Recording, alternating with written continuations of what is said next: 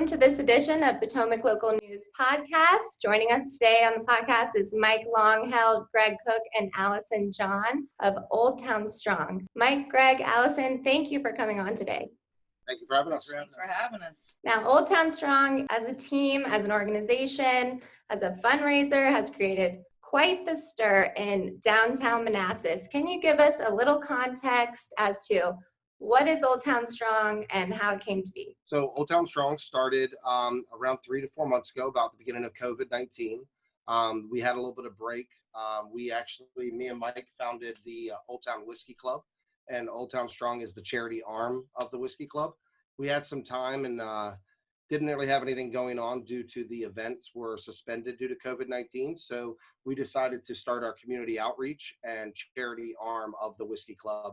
So during this time, the restaurants and bars in Old Town Manassas took a hit and had to close down. So at that time, we decided to start a t-shirt fundraiser supporting all the bars and restaurants in Old Town Manassas.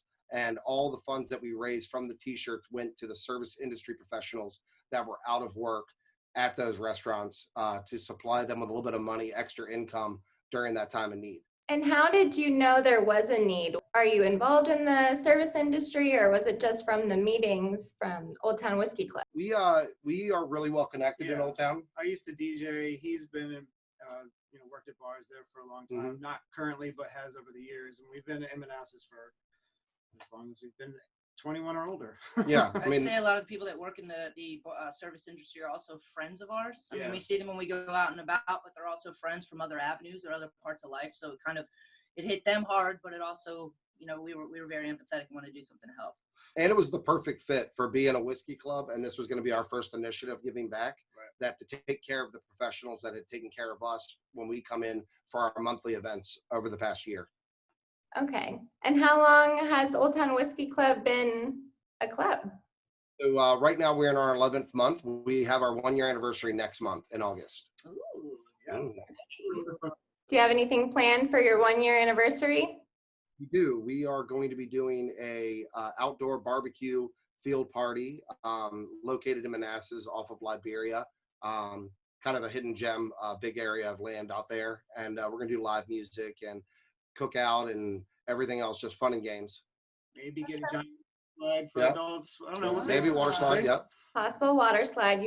You heard it here first, everybody. So what was the reaction of those who were benefiting from Old Town Strong as a fundraiser? The restaurant and bar workers who were out of work, out in phase 1, what was their reaction? Did they reach out to you? What was that like? Go ahead. I think kind of at first it was very new. And like Greg and Mike said, since a lot of us do have friends kind of deep connected in Old Town, socially, professionally, whatever, I think that at first it kind of gained a lot of traction just because wait, what is this? What is Old Town Strong? I think the community, not just our community, but every community was looking for a way to find support, but also give support, if that makes sense. And I think that even people in need, we had a lot of friends who are service employees and in the service industry who were recipients of these checks. And in the beginning, they came to us and said, "This is so awesome what you're doing." They had some questions about how it was going to go, of course, but they also wanted to know how they could help, which I think is a testament to the town, which I think is a testament to the employees in our town, the businesses, the business owners, and how they conduct their business and the people that they employ in their business. I really think that them coming, the fundraiser was for them, but the majority of them bought t-shirts. All the bar owners bought t-shirts. Everybody kind of said, "This is great. How can we help? How can we promote?" It was awesome. And it was very organic, which in today's day and age, I think is kind of strange. Have you seen people sporting the Old Town Strong merch out in public? Everywhere. I live in Old Town. Greg lives in Old Town. And I mean, people walk in front of our house. I'd say from 5 o'clock to 8 o'clock p.m. is dog walking hour in Old Town Manassas. That's when everybody's out with their dogs. And we see people all the time. We've been impressed with the people who have them hanging in their windows, people hanging them in their front doors on hangers. People made their own stickers, put them in their windows. Bartenders wearing them during their shifts. Yes, there are certain bars where their staff are allowed to wear those shirts instead of their actual work uniforms, which is cool. So the t-shirt sales and the merchandise sales, that was just for your first fundraiser, the COVID-19 Bar Relief Fund. Are you still selling the t-shirts for other fundraisers or causes? So when we started with the shirt that I'm wearing right here. It's the black shirt with the red banner. This one was for the COVID-19 Bar Relief Fund for the employees of the service industry. Once that was concluded and we issued the checks out, we actually started a new campaign with a New City Fellowship. It's a local church in Old Town, and they were doing a fundraiser called Meals for Medics. Meals for Medics was a way for them to raise money, and it was a GoFundMe page. The money was then going to go to purchase local restaurant gift cards to enhance the profit that was coming in from outside of just curbside pickup. And then those local gift cards were going to be issued to service industry that are like first responders, things like that, Yeah. nurses, etc., Novant Hospital. in local Manassas and Prince William County. So we partnered with them and decided to make a Meals for Medic shirt, which is slightly different. It looks the same on the front, a little bit different colors. And then the back's a little different. It has some different sponsors. Participating restaurants. Yeah, and participating stuff. restaurants kind of grew, kind of got bigger. And that was pretty much all we've done in the shirt game until recently. We had another shirt that we were doing that is a patriotic version, which was raising money for the Safe Haven Project, which we'll go into shortly.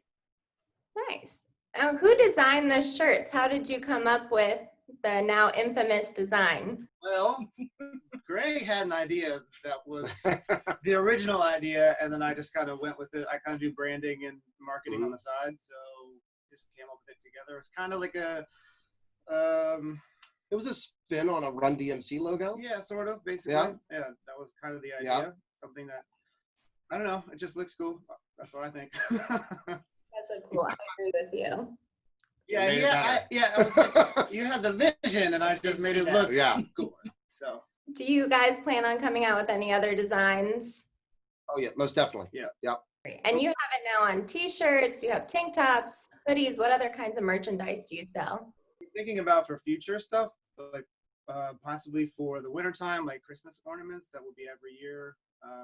Trying to figure out now where that money's going to go to, but that would be something that's not, we're not a clothing apparel line. Yeah. We're becoming a nonprofit. So, we're really trying to bless people and raise money whichever way they want. People that can wear the stuff to be branded, but also hopefully just like donate to us because we're going to do good stuff with the money. And you can volunteer with us too, And the shirts are definitely cool because they provide the branding, they provide the awareness, they can continue to drive the message and the mission. But we don't want people to think that we're just out here kind of selling t-shirts and cashing in. And we aren't an apparel company. That's not what we set out to do. And that's if it spins that way and it continues to be in demand and we can continue to raise money that way, people, we'll absolutely do it. But we don't just want to put a shirt up in the off or on the storefront just to kind of have it there. We want it to mean something. Different things on the back, different logos, kind of different spins on the main logo you'll see coming up as we collaborate with the different businesses and entities in Old Town. But we don't want to do kind of just a shirt up there all the time. Be very clear where the money's going. Right. Yes. Just be very open. We did take a step back from doing the shirts, and we actually partnered with Stroll and Loveless Porter, the architect firm in Old Town. And we did a pint glass sale. It was called Giving by the Glass. And all the proceeds from that was giving to HMI, Historic Manassas Incorporated, for the rent relief program to relieve them in the issues that they were having with not being open, to subsidize their income. So that was something. $3,000. Yeah, we raised $3,000 in less than a week. Yeah. In less than 7 days. Shout out to Stroll and Loveless Porter though, because those glasses were fantastic. They went like that. They were awesome. Yeah. They were great. How much did you make from the t-shirts in the beginning? The first design, the one that I'm wearing, the COVID-19 one, we raised $20,100. And then the Meals for Medics, $2,500 on the Meals for Medics, but combined with their GoFundMe page, we actually raised $8,500, which was bought into $25 increment gift cards that were handed out. Amazing. You brought up a good point. You prioritized being transparent about where the money was going, ensuring that legitimacy. Was that a challenge? And how did you ensure legitimacy of Old Town Strong to donors and supporters? You're the one answering the emails mostly. I'd say, well, we're new. So first of all, I mean, we're talking about transparency and we're talking about being open and honest. I mean, we are new. We're not new to community engagement. We're not new to marketing and branding. We're not new to nonprofit. We're not new to owning our own businesses, but we were new to this. So I think that we had to be very careful about how we rolled things out. But something that I also want people to understand, when we decided to do this, Greg had this idea. He came to Mike. They came up with this logo. He called. He said, we wanted to sell some T-shirts. Can we the kind of domain and let's got all the Instagrams done. let's get together and how can we Yeah. put the message on the ground? We didn't think we were going to sell 1,700 T-shirts. Thought we'd sell 100. I thought we'd sell 250. I think that was the original goal, was 100, and I was like, no, we can sell 250. So we didn't start out with an idea of how we would have to craft a message or brand a message or be transparent. That's anybody who knows us knows that I feel like knows that that's who we are. So we just kind of were like, we'll sell some T-shirts and we'll donate some money. Since it's gone on in the last 4 months, when you get a little more press and more people become involved, and you're dealing with different business entities and you're dealing with donations and things of that nature, we just continue to be very, very clear about where the money goes. If anybody ever has questions about how it's processed, we're happy to answer all of those things as well. We are not a registered 501c3 at the moment because it happened so fast. The Whiskey Club is a registered LLC. They're a business. And this is the charity arm of them. This is the campaign, essentially. Like Mike said, in the future, I think we're making steps to becoming that, perhaps. I don't want to go on record and say that, but perhaps. But we want to do it the right way. We don't want to be a flash in the pan, sell T-shirts, fizzle out, and then in 3 years somebody said, oh, yeah, remember when you guys did that Old Town Strong thing? That's not really what we're doing it for. There's a vision. We all three possess it. This was going to be and a lot of other people are part of it too. So, but I think it's here to stay. Yeah, it's here to stay. And I don't know if that answers your question, but part of crafting is we need to social proof. We have to do that. We need to be at the end of the year. I don't know. I mean, I'm spitballing it with you right now. Right. We need to show people these are the things that where your money went to, and this is how we bless people over the past 8 months. And document it as we do it too. And I like doing videos and stuff. So I like to do like maybe at end of the year or every quarter, like a cool show people what we've done. We make sure to do the post too, delivering the checks, hand delivering the checks to the business owners and the employees. Hand delivering the gift cards to the medical workers, things like that. That is, and then with the Safe Haven project, which we're going to start doing soon, actually documenting, renovating this room, this safe space it's going to be important. It shows what your money is going to, and it's not being wasted. It's actually making a difference. Sure. So tell us a little bit about Safe Haven. Is that a current project or upcoming? What can you tell us about that? I'd say it's current / upcoming. We've kind of kicked it off on the 3rd and 4th of July. We announced it. The Safe Haven Project is actually a collaboration we're doing with a couple different people in the community, a couple different entities. We are partnering with Councilwoman Teresa Coates Ellis to renovate the visitation room.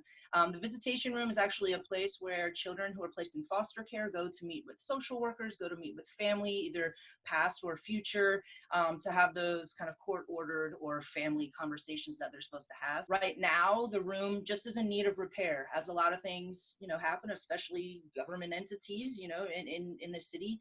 Things are expensive, and there are a lot of things that the city needs to put money into. And this is something that we think that in time will need to be done by the city, and we'd kind of like to jump ahead of it and do it now. Provide a warm space for kids to go to, kind of something safe, something inviting, something that reflects a better time. Reflects happiness, so not sorrow. Yeah. So we actually have also collaborated with Stroll Brewing Company, and they are currently brewing. I think you can buy the 4-packs, and you can also buy it on draft right now at Stroll Brewing Company. It's the Old Town Strong True American Pilsner, and $2 from every 4-pack that we sell will go to this project. People can donate on PayPal. They can donate on the website, Old Town Strong. Beer there. Yep. So how long is that going on at Stroll, that feature beer? Supplies last. They brewed an X number amount of beers. I think they've sold they've sold somewhere between half and 3/4 of them already, I believe. So if you're still interested, get them while they last. They're a good keepsake. We might do this down the road for some other initiative. and brand the can a little differently so it's a collectible item, for people that live in Old Town. That's kind of the thing, is trying to always be fresh and always trying to give back in the same way. Okay. So it's the beers are in cans to go, not just on draft, or are they both? Should have brought a beer with me to show you. Right? They are 4-packs in cans to go, and I believe they're $19 for the 4-pack. And then you can buy it on draft while you're there, and the proceeds go back to the Safe Haven Project, which is really awesome. We received a very generous donation to the Safe Haven Project from Manassas Asphalt. Actually, we were out at Stroll on Independence Day on July 4th, and it's Dennis Finney. Finley family. So we really do appreciate their generosity. We've had a couple other businesses reach out who want to support. So people who want to support with in-kind services and donations of goods, and people who have also asked kind of how they can support monetarily. So it's been pretty good so far. Awesome. And your first fund, the COVID-19 Bar Relief Fund, that was way back, it feels like years ago, in phase 1 in April, if I'm correct. Mid-April. Has the participation in your fundraisers been affected by phase 2, phase 3? Like as we go throughout the phases, have you seen any changes in participants or in the need? I don't think it's died down or really sped up. I think it went so fast from the beginning. I think we've kind of been steady. We haven't really seen a dip or an increase, but the speed we're at is very fast considering how fast it took off initially. Now, do your plans for Old Town Strong, are they affected by COVID-19 and the phases, or do you think that you'll keep Old Town Strong around for the future? It kind of sounds like you want to create a lasting impact in the community. So is Old Town Strong over once we come out of the pandemic, or is Old Town Strong here to stay no matter what happens with the pandemic? It just kicked off because of that, which started the idea, but now it's going to be what it's supposed to be for the next 5, 10 plus years, I think we've lived in this town for a long time and never realized that there was a need in the optics of living there locally, that there was a need to give back locally, mainly. Like we're not trying to be a national charity or give to national charities, even though they are required and needed. There's many needs that are right here in our own backyard that need to be affected and addressed. So that's what we are going to put our focus towards each and every day, and that's why our initiatives will change to the needs of Old Town and to our community. And we've learned so much doing this too. I really think that we've talked to so many people who want to help, and if anybody runs into any need, if anybody runs into, it doesn't have to be a charity. Please reach out. It can be a program. It can be a something that somebody would normally apply for a grant for. Reach out to us. We love to have conversations with people. We want to give back to the community. We want to find ways to do it. Please keep in mind, we're new. We're young. There are 3 of us. We have the Whiskey Club is a huge help, and you have a lot of guys in the Whiskey Club who are helping, but there are 3 of us, and we all have full-time jobs as well. And some of us full-time jobs and part-time jobs. And this is still something that we believe in. And you say 5 or 10 years. I just think that this could be something that could be everlasting in Old Town. It might not look like this in 5 or 10 years. No, it might totally different. Be different and look different. But if it's serving a need or filling a void, then I'm with it. That's all that matters. Yep. Well, what can our listeners and our readers expect from Old Town Strong in the future? Do you have any upcoming projects or events? We have the September 19th at Eavesdrop Brewery, like we said. It's kind of happening so fast that we can't get ahead of it. Yeah, right. So we're trying to plan for, what's going to happen in the wintertime, over Thanksgiving and Christmas and stuff. Over the 19th again. Just join our email list and follow us on social, and we're going to, as we're figuring it out, you're going to know. As we're getting into this longer, it's going to be easier for us to plan 3-4 months to a year in advance as we really get to see what this is becoming. But right now, just follow us on social and we should have a calendar. Try to be a part, By the end of the year, we should have a calendar for 2021 that kind of dictates what is going to happen quarterly. And we can add little things as it comes up, but we should have a general idea of what we're going to do. But like I said before, anything can change on a moment's notice. If there's a need that goes over top or supersedes what we're doing in that quarter. Hopefully no new pandemics. Yeah, no more pandemics. No more pandemics. We're good with that. The event on the 19th, September 19th, it's the Eavesdrop second anniversary. And just so to the listeners, if you're not following Eavesdrop, they are not in Old Town Manassas, but I'll tell you what, they're pretty close, and we do kind of serve and support the greater Manassas community. We're all people who work in Manassas, people who live in Manassas. It's all kind of the same area to us. But September 19th at Eavesdrop, if you're not following them on social media, please follow them now. Eavesdrop Brewery, they're going to throw an awesome party. It's gonna be a good event. It's going to be a really good event. A lot of different vendors, Cafe Creole Coffee out there, different breweries, wineries, different vendors. Stroll will be out there too, helping us out. So yeah. But if you're not following them, stay tuned because they're sharing stuff very, very often about what's going on as well. Well, Mike, Greg, Allison, you have been so great. Thank you so much for coming on this podcast, and thank you so much for what you're doing for the greater Manassas community. To the listeners out there, to donate to Old Town Strong, you can visit oldtownstrong.com or follow them on social media, which is at Old Town Strong on Facebook, Instagram, and Twitter. You got the Venmo, PayPal, everything. All of it. However you want to donate, we'll take it all. Yes. You can also read more about Old Town Strong on PotomacLocalNews.com. Thank you for joining us on this edition of Potomac Local News Podcast today. Mike, Greg, Allison, thank you so much. Thank you very much. Thanks, Jillian.